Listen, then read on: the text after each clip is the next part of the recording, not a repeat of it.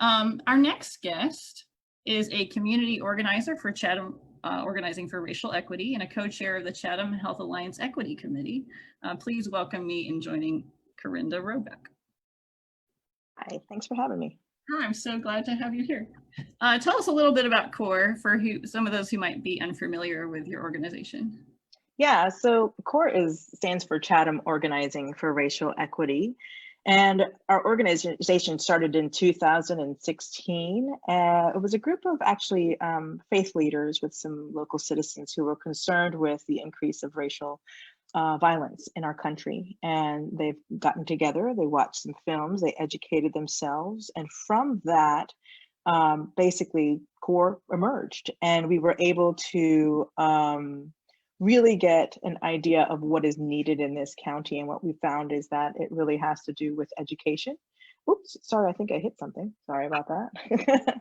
And education. So CORE really started off as an education group and providing and hosting Racial Equity Institute, which is out of Greensboro, which is a really good racial analysis of our history in America. And from that, we kind of grew into doing some organizing. And, you know, when you unpack all of our history and racial impacts of our history throughout our history, that we realized we needed a space for people to really release the mantle of racism and how that affects everybody, both Black, white, Hispanic, in our countries and in our everyday lives. Absolutely. Yeah.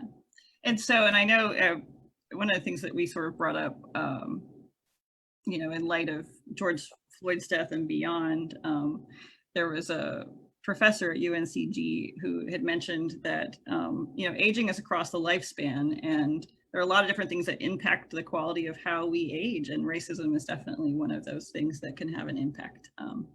And so definitely important work. And I know you've done some other programs too, like Juneteenth. I know that was originally held in person. It was a nice set of festivities, very educational. I got to go to the live in person one last year, and I know you guys did that online this year. How did that go? I know you partnered with, I guess, the health department on that. Yeah, we did. We partnered with the Chatham County Public Health Department. You know, we went from 200 plus attendees and trying to figure out how to move everything into the virtual world. So luckily, a lot of the folks who we had on our program were willing to record or do something live. So this was our first foray into the virtual world. And it was actually, in our eyes, it was extreme success. We had over 60 attendees at one point, and we, you know, we had some performers, and we actually had one attorney that came on and talked about living wills and giving us some information about healthcare power of attorney and living wills. And we were able to offer some informational sessions from the health department as well. That was helpful, especially given our COVID-19 social distancing requirements. Definitely, definitely. And then there's an upcoming community conversation this Friday. And I know you guys are participating in a number of different groups, and members of the community are participating. Can you tell us a little bit about that? Yeah, actually, this was started by David Delaney, and, you know, Governor Cooper back in June of 2019, I believe it was, had basically started what's called the Racial Justice Task Force in Criminal Justice. This is going to be a community conversation that's hosted by the 18th Judicial District of North Carolina, Chatham Orange counties. And so they've invited some other leaders in the community. CORE is there, Mary Nettles from the NAACP, Hispanic Liaison, Robert Reeves, Karen Howard, our sheriff is going to be there, and Del Turner from the Chatham County Board of Education will be there as well. And really, it's a way to for us to lend our voices in a guided discussion on causes of race-based disparities in criminal justice, you know, school to prison pipeline or law enforcement and judicial system initiatives, things like setting public goals for Chatham County to achieve, and using data to understand and eliminate inequality and these inequities. And if people want to participate and hear kind of what the discussion is, how do they hook up with that? Yeah, for sure. So they can go to our Facebook page.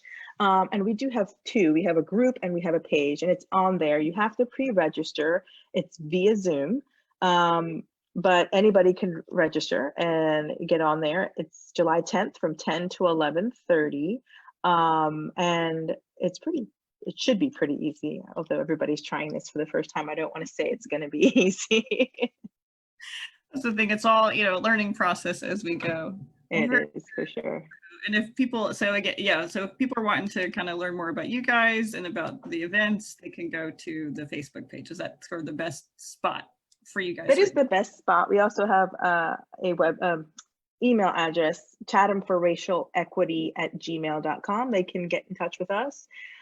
We do offer trainings for the community that are not just Racial Equity Institute, but we do offer a training called Building Stronger Communities.